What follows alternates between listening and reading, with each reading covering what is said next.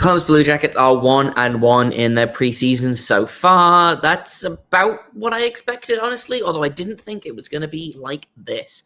We're going to break down Sunday's game against the St. Louis Blues, and we're going to break down tonight's game, or last night's game, against the Buffalo Sabres on today's Locked On Blue Jackets.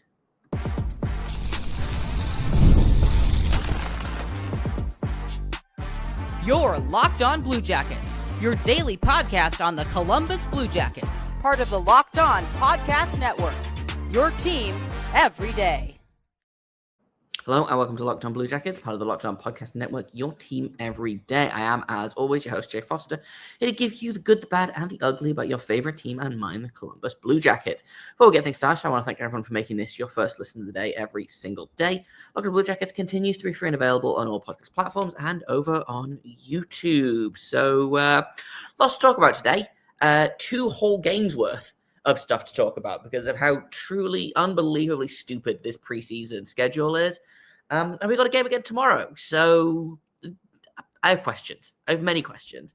Blue Jackets won the first game 4-1 on the back of a Dmitry Voronkov 3-point night and some very good goaltending from both Ivan Fedotov and Evan Gardner. And then a 4-0 loss to the Buffalo Sabres last night on the back of everyone forgot how to score goals. And the goaltending, okay. 3 out of the 4 goaltenders that played over the last 2 games were very good. 1 goaltender was not so good.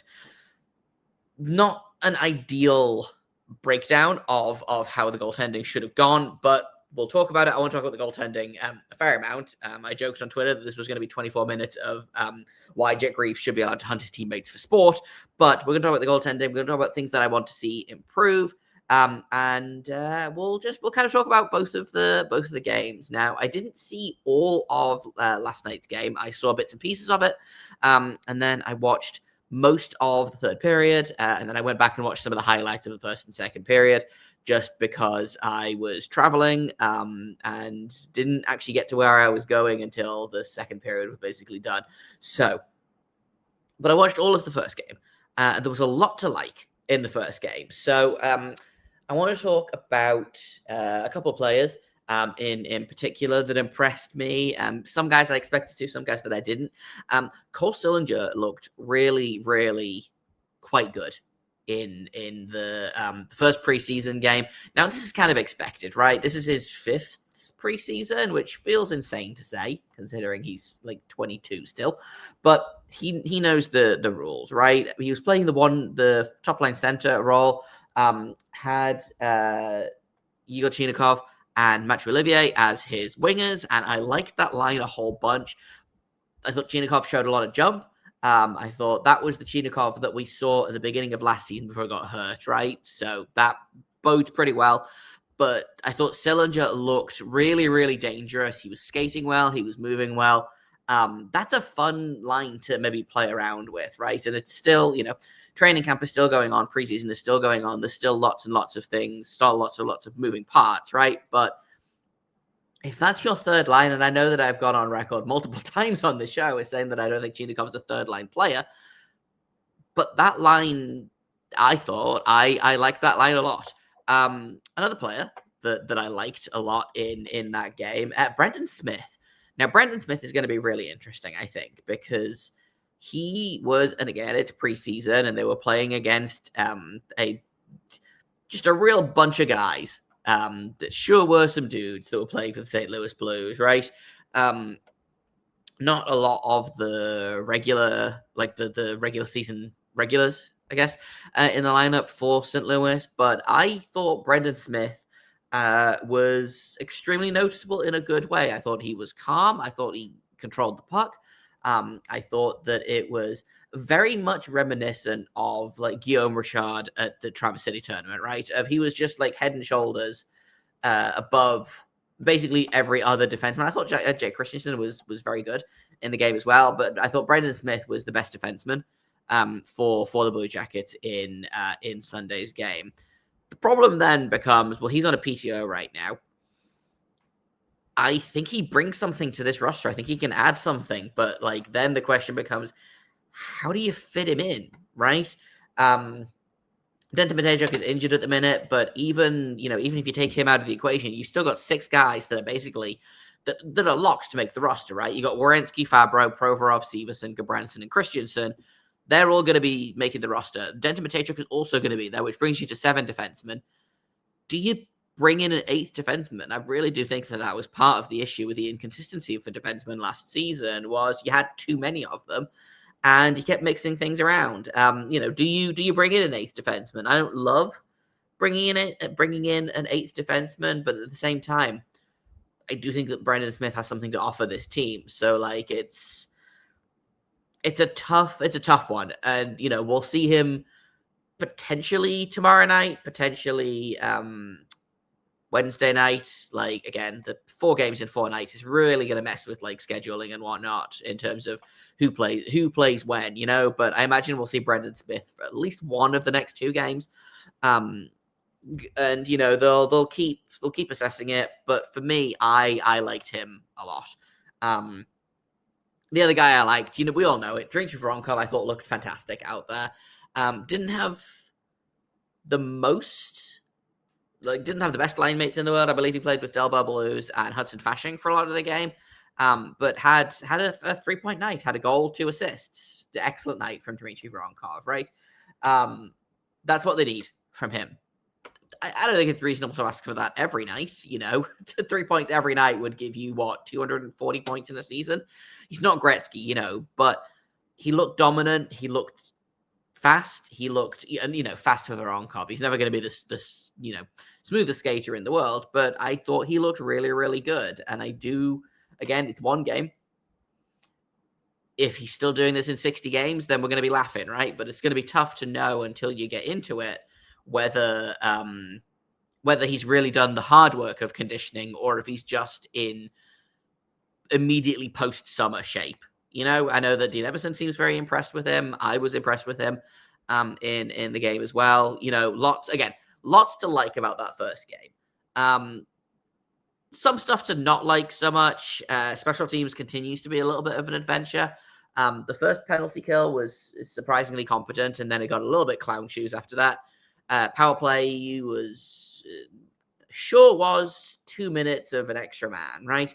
And again, we saw that in last night's game of the special teams were just kind of, they sure were, so that to me is something that really, really needs to improve from the first game and from the second game.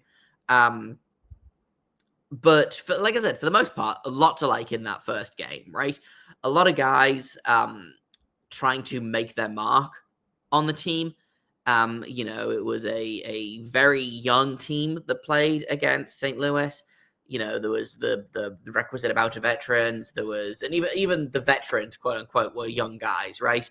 I think that Monday's roster, so last night's roster, was on paper, a much stronger roster that somehow got stymied first by Alexander Georgiev and then by Devin Levi. So, like, again, preseason is preseason. I'm not going to read too much into it, but if you told me that one of these rosters would have a 4-1 win and one of these rosters would have a 4-0 loss, I don't know that I would look to the Sunday night roster as the 4-1 win, right? That being said, again, there were some good things about Monday's. There were more good things about Sunday's game than Monday's game, but there were still some good things about Monday's game. And you know what I'm going to talk about. You know what we're talking about next. We're talking about goaltending. We're talking about Jack Reeves. I want to talk a little bit about Fedotov and Gardner as well, and also Elvis, because he was there. So that's all coming up in just a second here on Locked On Blue Jackets. First, I'm going to tell you about Monarch Money. Most people can't name all their financial accounts or even what they're worth, whether it's 401ks, properties, investments, any of that. When you don't have the full picture, you can end up leaving money on the table. And that's why there is Monarch Money. It's an all-in-one personal finance tool that brings your entire financial life together in one clean, easy-to-use interface on your laptop or your phone. And it's built for people with busy lives. If you put off organizing your finances, God knows I did for way too long, Monarch is for you. It does all the heavy lifting for you. You can link your accounts in minutes, see clear data visuals, get smart categorization of your spending, finally feel in control of your money without ever touching a spreadsheet, which I love. I am so bad at budgeting, and I had 17 different apps for it, and it turns out that I didn't need 17 different apps. I just needed to get Monarch. So everything's coming up, Jay. Don't let financial opportunity slip through the cracks like I almost did. Use code LOCKEDONNHL at monarchmoney.com in your browser for 50% off your first year. That's 50% off your first year at Monarch Money with code LOCKEDONNHL.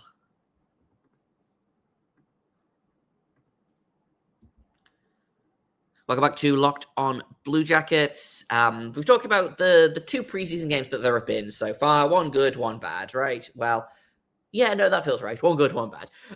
We've talked a lot about what I liked from the good game. We've talked about what I didn't like from the good game. And now I want to talk about one of the good things. Well, maybe not the only good thing, but Jet Greaves, I thought, was excellent. I watched the third period. Again, just doing Jet Greaves things, right? And I know that I've talked about how it's unsustainable to expect him to have a .938 save percentage for an entire full season.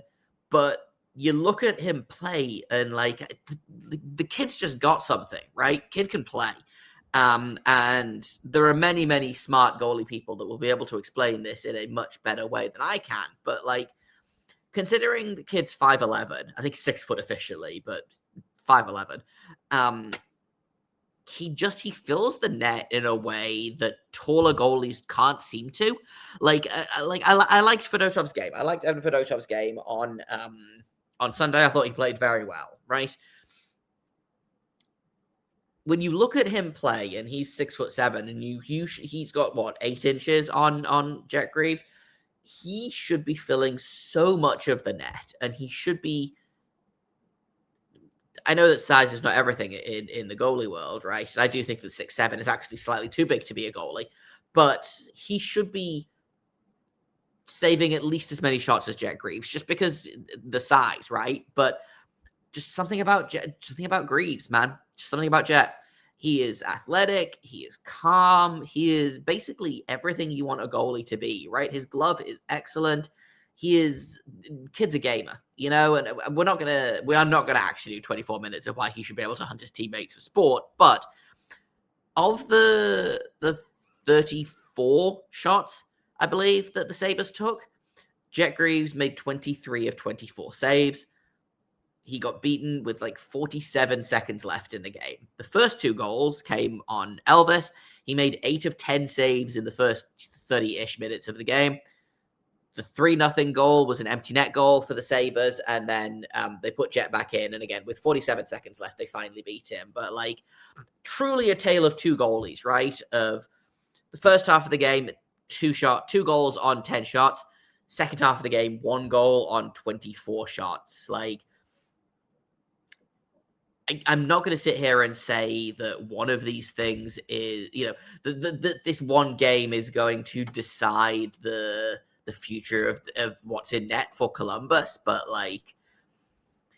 Jet Greaves is really making an argument here, and it's Elvis's job to lose, and he doesn't seem to be, and I don't know what he's like in practice, but this game to me is not Elvis saying I would like to keep my starting job, because you're going to have to outperform the kid that just made 23 of 24 saves in the same amount of time that you made 8 out of 10 saves, right?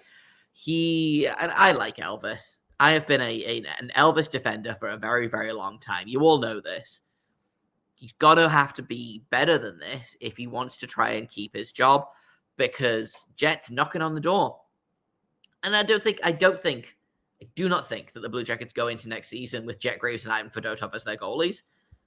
But if you look at preseason right now, and again, it's been very, very, very, very, very, very small sample sizes, right? Elvis played half a game. Jet played half a game. Fedotov played 2 periods. Evan Gardner played 20 minutes, and I thought was very, very good in those 20 minutes. I think he only made 6 saves, but hey, 6 out of 6 is still a 100% save percentage, right? Of the 3 goalies that played, over half a game, Elvis was the worst performing one. So he's really going to have to step up. He's on the back foot. I don't know whether it's that Jet's making up that lost ground or whether it's just that Jet Greaves I don't think he's overtaken him necessarily, but it's getting harder and harder to argue that Jet Greaves just shouldn't be the starter for this team, right? Again, preseason, small sample size. what is preseason for if not overreacting to these things? But Jet Greaves really, really impressed me tonight. And it's, again, 24 saves or 24 shots in 30 minutes. It's too many shots for a goalie to face. And he did about as good a job as anyone could have asked of him, right? So, yeah, he should be able to chase his team with hammers, should be able to hunt his defenseman for sport, all of the things that I said on Twitter. Continues to impress, continues to do all of the right things. So I don't know what goalies we're going to see tomorrow night. I believe the team is headed to Buffalo to play the Sabres again. I don't know what that roster is going to look like. I don't know what the goalies are going to look like. I suspect probably maybe Fedotov and Lalonde. I don't remember how many goalies they took to camp off the top. They took to training camp off the top of my head. But like my guess is we'll probably see Elvis and Jet again in Wednesday's game against, I want to say, the Penguins. I think is the fourth game in this fun little 4-4. My guess is we'll see Elvis and Jet then, but I wonder if we see Jet start and Elvis finish the game. Because again, like that's the battle at camp, right? That's one of the more interesting things that's happening at camp is, well, who's going to be the opening night starting goalie, and that's a mark in the column for Jet right now. Elvis is going to have to bounce back. I know that Elvis can play. Like, Elvis can be a goalie. Elvis can play well. It feels a little bit like that. Is it the Arrested Development meme where he's like, it hasn't worked so far, but it might work for us this time? Like, I'm starting to feel a little bit like that with Elvis.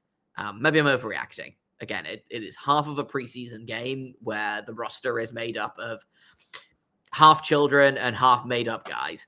That being said, there was one other thing that I really liked in tonight's game, and nothing came of it on the score sheet, but I do think it was very, very fun to see. And I'm going to make a case for why we should see it more. And I want to talk about that Marchenko, Fantilli, Johnson line, because that line could feed families for a decade. So we're going to do that in just a second here on Locked On Blue Jackets.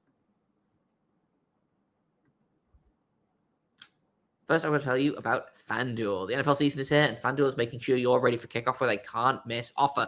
Right now, new customers can bet just $5, and if that bet wins, you're going to get $300 in bonus bets to use across the app. FanDuel is great. It doesn't matter how you like to bet, player props, same-game parlay, whether you want to just jump in live as the action unfolds because you're a pure chaos being. Every type of way is valid at FanDuel. You can do however you want. Like I said, $5, put it on something normal, like the Chiefs winning a game, or put it on something insane, like this player is going to catch 4 balls, and this player is going to run 100 yards, and this player is going to get 17 touches. And if all of that comes true on that $5, then you're going to get $300 in bonus bets to use across the app, as well as your winnings. You ready to play? Download the FanDuel app now by visiting FanDuel.com to get started. That's FanDuel.com to place your first $5 bet. Welcome back to Locked On Blue Jackets. I wanted to finish off by talking about the line that could be, just the line that could be, right? Again, it's preseason. They're trying things. I was kind of surprised to see this as a line combination. But Adam Fantilli had Kirill Marchenko and Kent Johnson as his wingers. That is a truly terrifying top line, and it came as advertised, right? I believe in the first period alone, they had a 15-5 shot attempt advantage. Which again, that's what you want to see from them, right? You want to see them being in control. You want to see them being commanding. They want to, that line should have the puck for 60% of the game minimum, right? And I think we should see it more often. It does feel a little bit like, yes, you should keep Monahan and Marchenko together, but this to me feels a little bit like a nuclear line, right? Of you need something, anything, put this line together, send them out there, and just watch them work. I know that it didn't work last night. They didn't end up scoring, but no one ended up scoring, which again, they played against Alexander Georgiev for half of the game and couldn't get a puck past him. So, like, something was clearly going on there. Devin Levi I like, but again, he's not got the best NHL record so far. So I am willing to kind of just chalk this up to preseason weirdness. But, like, this line feels like just, again, the nuclear option, right? I like Monahan and Marchenko together a lot. I think that is the duo that should stay together in the same way that I think Fantilli and Johnson should be the duo that stays together. But, like, how can you not watch that line of Marchenko, Fantilli, and Johnson and just literally salivate at it, right? Like, there is, 80 goals between them last season? Wild, right? More than that, because I think KJ had, 23, and Fantilli and Marchenko had 31 each. So what's that, 85 goals between them? Like, bonkers. Especially when you consider that the oldest player on that line is Kromachenko, who is the ripe age of 25 years old, right? Try this line again. Please. We deserve this as fans to get to see this line again, even if it's only in preseason. It was just so much fun to watch anytime they were in the offensive zone. I was like, oh, something cool's going to happen.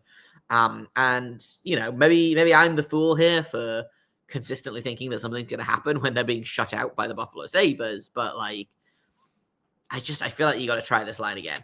I deserve it, personally, me. And I think Dean Evason should respect that. So just to kind of wrap up today's episode, because there was a lot of hockey to talk about in it. I'm seeing a lot of good things. I'm seeing some not so good things. I'm seeing questions. Again, like, some of my questions are starting to be answered, like, who's going to be on that top line? Is Voronkov in shape? What do you do with Igor Chinikov? More questions are being asked. What do you do with Brendan Smith, for example? Have they figured out the left-wing solution on the second line? All of these questions are going to need answers, and there's still a lot of preseason left. I think they still have 5 preseason games left. The season doesn't start for another 2.5 weeks. Still lots of time to figure all of this stuff out, right? But we are slowly, I think, looking at what this roster is going to look like. I'm surprised that we haven't seen any cuts yet, and I'm surprised that we haven't seen a lot of... We've seen some of the junior players. I personally would like to see a little bit more of some of the junior players. I liked Owen Griffin's game. I like Jack Williams' game. I don't think either of them did anything like massively startling, but I think, again, Jack Williams is really making his case to be one of the last cuts at camp, and I do think he will be one of the last cuts. I don't think he makes the roster out of training camp, but I think he's going to be one of the last cuts. Same with Luka Del Babalus. I'm a Luka Del Babalus truther. But, we've got some cuts coming. It sounds like it's going to be Thursday for these cuts. So we'll see, again, who gets to play in tonight's game, tomorrow's game. Dean Evason has said that I think every player is going to play in 3 games. So my guess is that probably, again, especially with tomorrow being on the road, and I believe the Wednesday game is on the road as well. I might be wrong about that. Typically, the veterans don't travel. So my guess is that tomorrow's game is going to be a pretty young roster. So I will see some of the guys then. But yeah, Thursday, I think, is when you're going to start seeing roster cuts. And then we'll start to have more and more of an idea of what this roster is going to look like and who's going to be on it. Because I think most of the positions are locked, but there's still some very interesting holes in this roster that I think are up for grabs. So nothing set in stone yet. Like I said, some good, some bad from the first 2 preseason games. We'll be back tomorrow. We'll talk about tonight's game, also against the Sabres. We'll see if they manage to improve to a 2-1 record or fall to a 1-2 record. Maybe they'll go to overtime because they hate me. I don't know. Thank you for listening to this episode. Thank you for making it your first listen of the day every single day. Locked on Blue Jackets, it continues to be free and available on all podcast platforms and over on YouTube. I've been Jay Foster. You can find me on Blue Sky at JAKOBFORSTER. You can find the show at LO_Blue Jackets on Twitter. And if you have comments, questions, criticisms, email me at lockedonbluejackets@gmail.com. Thanks once again for listening. Tomorrow, we'll be talking about tonight's game against the Sabres and hopefully talking about lots of good things. But until then, make sure you stay locked on.